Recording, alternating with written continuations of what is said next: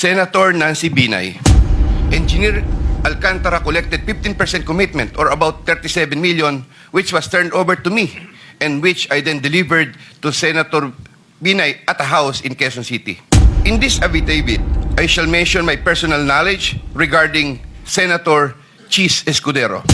I delivered 20% of approximately 800 million or about 160 million to Maynard Ngu, which was meant for Senator Escudero. Senator Ramon Bong Revilla, Engineer Alcantara collected the 25% commitment or about 125 million, which was turned over to me and then delivered to Senator Revilla in his house in Cavite. Congressman Saldico,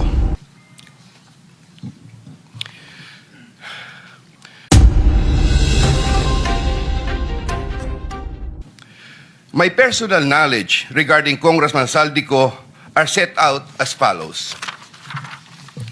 Congressman Saldico one time called me to say that he met Engineer Alcantara and wanted to confirm, maayos bang kausap si Engineer Alcantara? To which I replied, maayos po.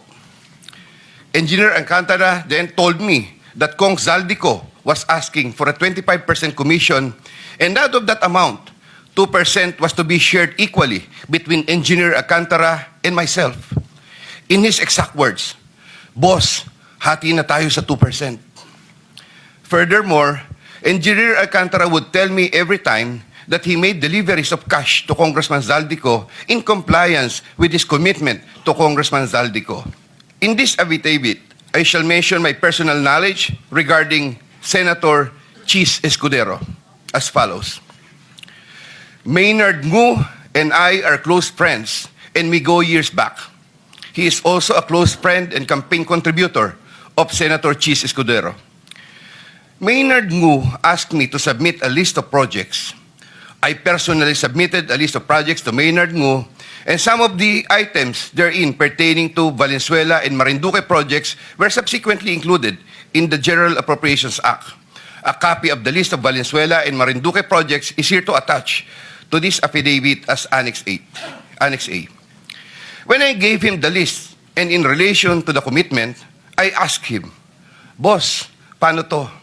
Maynard replied, "Bahala ka na." I asked, "Boss, okay na ba ang 20%? Maynard said, "Okay." After inclusion of the projects in Dagaa, I delivered 20% of approximately 800 million or about 160 million to Maynard Ngu, which was meant for Senator Escudero.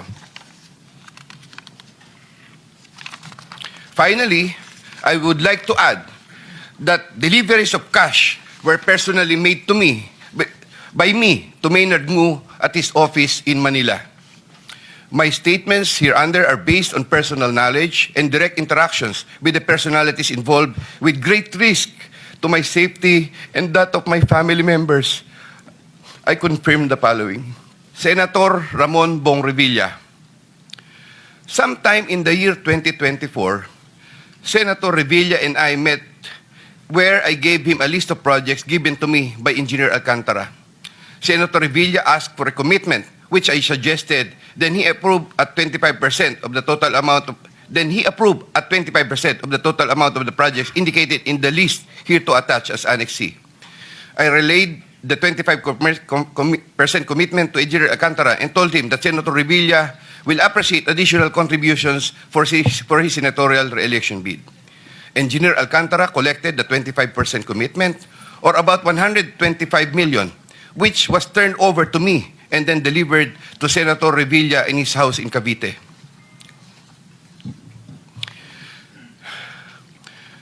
Senator Nancy Binay. Sometime in the year 2024, Carlin Villa, a staff of trusted confidant of Senator Binay, called me and asked for a commitment which was set at 15% of the total amount of the projects indicated in the list here to attach as Annex D. I relayed the 15% commitment to Engineer Alcantara. Engineer Alcantara collected 15% commitment or about 37 million, which was turned over to me and which I then delivered to Senator Binay at a house in Quezon City. Given the complexities of the transactions and personalities involved, I humbly reserve the right to submit a supplementary affidavit if warranted in the premises. I attest to the truth of the foregoing statements based on my personal knowledge and authentic records. In witness or hope, I will be affixing my signature this day of September 2025 here, Mr. Chair.